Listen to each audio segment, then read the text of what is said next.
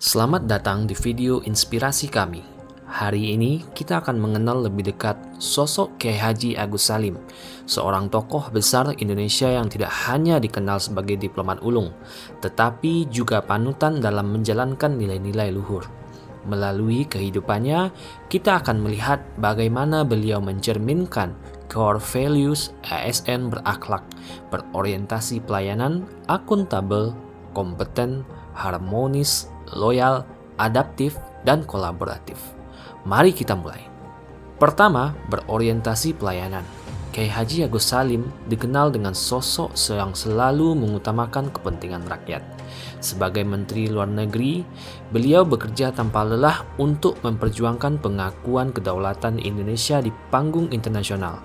Dengan sikap ramah dan solutif, ia menjadi hubungan diplomatik yang memperkuat posisi Indonesia, menunjukkan dedikasi untuk melayani bangsa. Bukan Soekarno, bukan Hatta. Tokoh ini dijuluki orang tercerdas di Indonesia. Namanya Kiai Haji Agus Salim. Dijuluki The Grand Old Man karena kecerdasannya yang luar biasa. Beliau fasih menguasai 9 bahasa dan menjadi diplomat ulung saat Indonesia baru merdeka. Beliau pernah menjadi Menteri Luar Negeri, tapi tak mampu beli sepatu baru. Beliau berjalan kaki menggunakan sel jepit ke kantor kabinet. Di meja diplomasi, beliau dapat membuat lawan buntu cukup dengan kalimat sindiran yang elegan. Kiai Haji Agus Salim bukan hanya seorang pahlawan, tapi seorang diplomat ulung dan orator yang sangat tajam. Kiai Haji Agus Salim adalah seseorang yang memiliki sikap harmonis, yang terlihat dari kemampuannya menggabungkan spiritualitas Islam dengan nasionalisme yang kuat, serta kecerdasan dalam berdiplomasi yang membuatnya diakui secara internasional sebagai The Grand Old Man.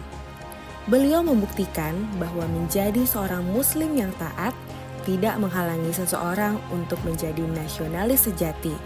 Justru keduanya bisa saling menguatkan. Kiai Haji Agus Salim juga memiliki sifat yang loyal. Hal ini ditunjukkan melalui integritasnya yang tinggi, di mana ia selalu teguh pada prinsip-prinsipnya meskipun dalam kondisi sulit. Beliau juga sangat setia kepada bangsa dan negara melalui perjuangan diplomasi yang gigih untuk membebaskan Indonesia dari penjajahan. Loyalitasnya juga terlihat dari gaya hidup sederhananya sebagai pejabat negara yang selalu berpegang pada prinsip dan tidak mencari keuntungan pribadi. Kiai Haji Agus Salim dikenal mampu menyesuaikan diri dengan perubahan zaman dan tantangan yang dihadapi, baik di era kolonial, kependudukan Jepang, maupun pasca kemerdekaan.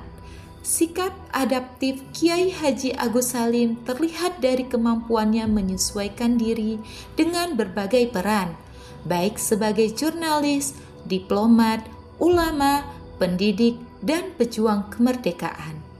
Sementara itu, sikap kolaboratifnya tercermin dalam kerjasamanya dengan berbagai tokoh dan negara, baik dalam organisasi, diplomasi internasional, maupun kontribusinya di sidang BPUPKI dan Panitia 9 dalam pembentukan dasar negara. Kehidupan dan perjuangan dari Kiai Haji Agus Salim memberi pelajaran abadi tentang nilai dan hakikat sebuah pengabdian yang ikhlas kepada bangsa dan tanah air sebagai ladang ibadah. Beliau hanya memberi dan tak pernah meminta untuk kepentingan dirinya sendiri. Kiai Haji Agus Salim dalam perjalanan hidupnya selalu mumpuni mengambil peran penting. Beliau dapat berbicara dan menulis begitu sempurna dengan anugerah bahasa yang dimilikinya. Beliau bukan hanya sosok pahlawan, tapi sebagai ikon kecerdasan dan integritas.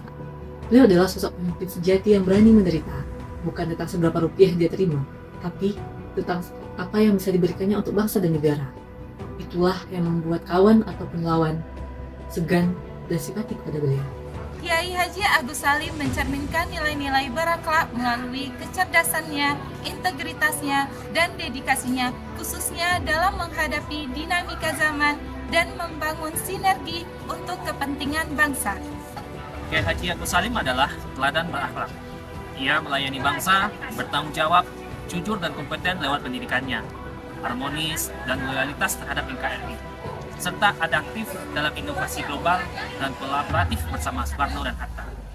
Beliau wafat 4 November 1954 sebagai inspirasi para ASN modern.